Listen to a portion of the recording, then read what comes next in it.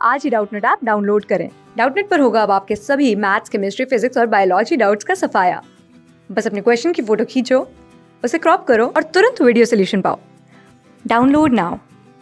यहाँ पर हमें दो कॉलम्स दिए हुए हैं, जिसमें से एक में तो हमें एक बायोमोलिक्यूल का नाम दिया हुआ है और दूसरे में इसका जो फंक्शन दिया है उसके साथ हमें दिए गए ऑप्शंस को देखकर बताना है कि इसको करेक्ट कॉम्बिनेशन में कहाँ पर मैच किया गया है।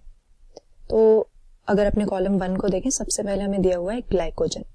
अब ग्लाइकोजन जो है मेनली हमारे लिविंग वर्ल्ड में एनिमल बॉडी के साथ एसोसिएटेड है। प्लांट्स में इसका कोई खास इंपॉर्टेंट रोल नहीं होता और इसको यूज किया जाता है एक स्टोरेज प्रोडक्ट की तरह।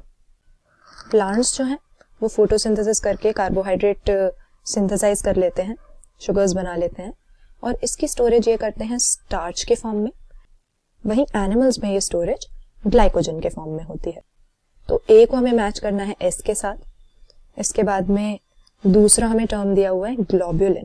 तो ग्लोब्युलिन हम टर्म यूज करते हैं प्रोटीन्स के रिलेशन में। कुछ पर्टिकुलर टाइप के प्रोटीन्स को हम ग्लोब्युलिन्स कहते हैं और हमारी बॉडी के केस में, एनिमल बॉडी में अगर देखें तो ये एंटीबॉडी की तरह फंक्शन करते हैं। हम जानते हैं कि हमारे पास में इन्फेक्शंस को फाइट करने के लिए या डिजीज कॉजिंग ऑर्गेनिजम्स को फाइट करने के लिए अपना इम्यून सिस्टम होता है। इस इम्यून रिस्पॉन्स के लिए जो सबसे इंपॉर्टेंट रोल प्ले करते हैं वो होते हैं हमारे ब्लड में पाए जाने वाले एक तरह के खास ल्यूकोसाइट्स, जिनको हम लिम्फोसाइट्स कहते हैं। और यही लिम्फोसाइट्स हमारे ब्लड में अगर उनको कोई जर्म मिल जाए या हमारी बॉडी में अगर वो किसी पैथोजन को एनकाउंटर करते हैं तो इसके बाद उस पैथोजन को फाइट करने के लिए प्रोटीन्स की एक आर्मी बनाते हैं और इन्हीं ग्लोबुलर प्रोटीन्स को हम एंटीबॉडीज कहते हैं। तो जो इन्फेक्शंस को फाइट करने के लिए हमारे लिम्फोसाइट्स प्रोटीन्स बनाते हैं वो ग्लोबुलिन प्रोटीन्स होते हैं और उनको एंटीबॉडी कहा जाता है। तो बी को मैच करना हमें आर के साथ। इसके बाद में तीसरा हमें दिया हुआ है स्टेरॉइड। अब स्टेरॉइड जो टर्म है ये हॉर्मोन्स के साथ रिलेटेड है, क्योंकि हार्मोन हमें पता है कि हमारी बॉडी में जो है मैसेंजर की तरह एक्ट करते हैं, जो एक साइड पे सिक्रीट होते हैं और दूसरी साइड पे जाके जहां पर उनका रिसेप्टर होता है वहां पर जाकर कुछ फिजियोलॉजिकल चेंजेस क्रिएट करते हैं। लेकिन हॉर्मोन्स का भी अलग अलग टाइप का नेचर हो सकता है कि वो किस तरह के बायोकेमिकल से डिराइव्ड हैं।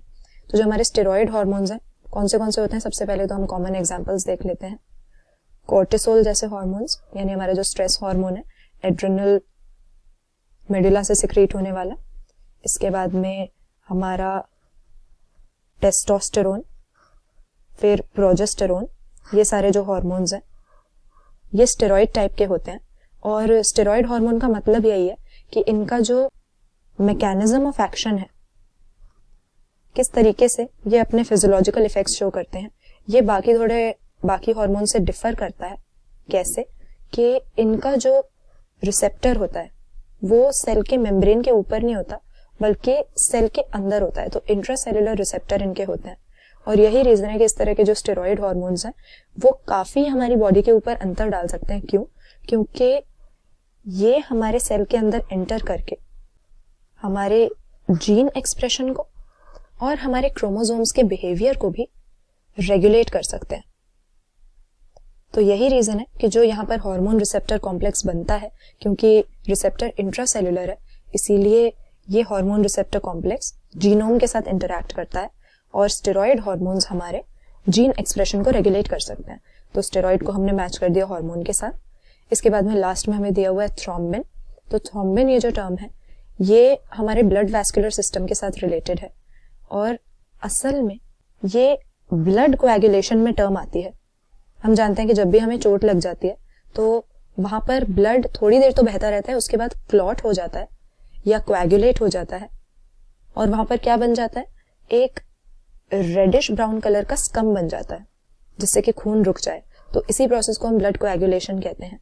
लेकिन इस प्रोसेस में हमें एक पर्टिकुलर सीक्वेंस में कई सारे लिंक्ड एंजाइमेटिक रिएक्शंस चाहिए होते हैं, क्योंकि जो भी ब्लड के कोएगुलेशन के फैक्टर्स हैं वो हमारी बॉडी में, हमारे ब्लड के प्लाज्मा में इनएक्टिव फॉर्म में रहते हैं। अगर हर समय पे ब्लड कोएगुलेशन के फैक्टर एक्टिव रहेंगे तो हर जगह पे खून जमता ही रहेगा, ऐसे तो ब्लड फ्लो ही नहीं कर पाएगा हमारी बॉडी में।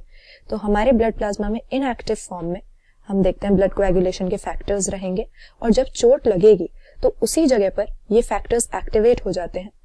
यानी ये जो हमें ब्लड का क्लॉट बनाना है, कोएगुलम बनाना है, ये बनाने के लिए इनएक्टिव फॉर्म में फिब्रिनोजन प्रोटीन होता है, और थ्रोम्बिन एंजाइम यही काम करता है कि इस इनएक्टिव फिब्रिनोजन को ये फिब्रिन बना देता है। तो जब फिब्रिन प्रोटीन बन जाता है तो इससे ब्लड का कोएगुलम बनता है, जो कि स्कम होता है जो हम कह रहे थे, और इसी फिब्रिन प्रोटीन के फाइबर्स में या फिलामेंट्स में ब्लड के डेड और डैमेज्ड सेल्स भी डिपॉजिट हो जाते हैं, जिससे खून का बहना बंद हो जाता है। तो यहाँ पर थ्रोम्बिन का क्या रोल हमने देखा, ब्लड कोएगुलेशन में हमने डिस्कस किया कि लिंक्ड एंजाइमेटिक रिएक्शंस इन्वॉल्व होते हैं। इसी को हम ब्लड क्लॉटिंग की कैस्केड प्रोसेस भी कहते हैं। और क्योंकि ब्लड कोएगुलेशन के फैक्टर्स ब्लड प्लाज्मा में इनएक्टिव फॉर्म में रहते हैं, इसीलिए वो फिब्रिन प्रोटीन जिससे कि कोएगुलम बनेगा, उसको उसके इनएक्टिव फॉर्म फिब्रिनोजन से फिब्रिन में कन्वर्ट करना थ्रोम्बिन नाम के एंजाइम कॉम्प्लेक्स का नाम है। तो यहाँ पर थ्रोम्बिन क्या हो गया, क्योंकि एक एंजाइम है और एंजाइम्स का काम क्या होता है, बायो कैटलिस्ट की तरह वर्क करते हैं, यानी हमारी बॉडी में कई सारे मेटाबॉलिक रिएक्शंस को एक्सेलरेट करने का काम करते हैं। तो थ्रोम्बिन को हम क्यू के साथ, बायो कैटलिस्ट के साथ यहाँ पर मैच कर देंगे। तो दिए गए ऑप्शंस में से जहां पर सभी का सही कॉम्बिनेशन दे रखा है वो हमारा ऑप्शन सी हो जाता है। ये हमारा करेक्ट आंसर कर देते हैं। क्लास 6 से 12 से लेके नीट, IIT, JEE मेंस और एडवांस के लेवल तक 10 मिलियन से ज़्यादा स्टूडेंट्स का भरोसा। आज ही डाउनलोड करें डाउटनेट ऐप या व्हाट्सएप कीजिए अपने डाउट्स 8400 400 400 पर।